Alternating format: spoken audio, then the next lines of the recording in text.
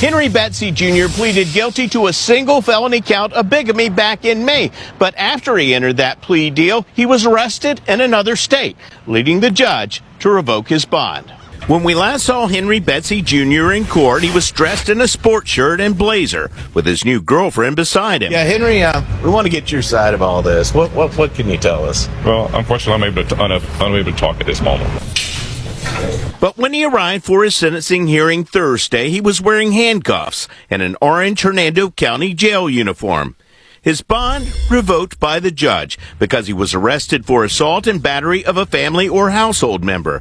The alleged assault took place in Virginia, where he and his girlfriend had traveled to attend a wedding. Inappropriate. Thursday's hearing was all about the felony bigamy charge we first told you about in May. 3 Florida women from 3 different Florida counties all met Henry Betsy Jr. on dating websites and married him at county courthouses during a 2-year period.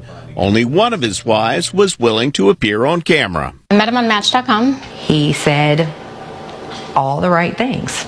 He sold the perfect person when in reality he was none of those things. Betsy didn't get divorces or annulments before marrying again. Last year, Tanya Betsy learned Henry was married to Michelle and Brandy Betsy. I just started county by county putting his name in, and that's when I came up with the marriage to Michelle and the marriage to Brandy. She found me and she messaged me, and I had no idea that she was actually still married to him. The wives all blame the state of Florida for not cross-referencing marriage licenses between counties. Because if there were safeguards in place and there was cross-referencing on different counties here in the state of Florida, none of this would have ever happened. If the counties did talk, that would have saved me a lot of heartache, a lot of money, a lot of stress. At Thursday's sentencing, Michelle Betsy addressed the judge. And I am unfortunately still the wife of the defendant.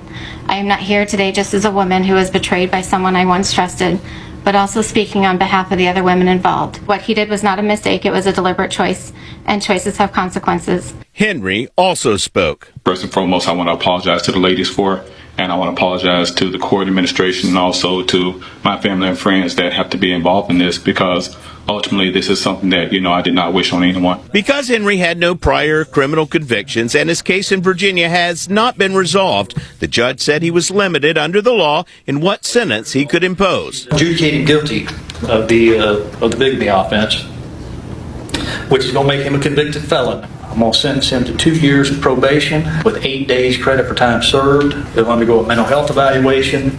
He'll complete a certified batterers intervention program. Deputies collected Henry's fingerprints and a DNA sample as part of the protocol following his felony conviction. Betsy's former wives and their family and friends said they had hoped he would see jail time, but were glad to put a difficult chapter behind them. And while it was not jail sentence, the fact that he is now a convicted felon, that speaks mountains. And I feel like that is vindication on our part. Is that the first time you've heard him say, "I'm sorry"? Absolutely. And I'm sure that it was only said because it was recommended by his attorney to say. Do I think that he has any remorse?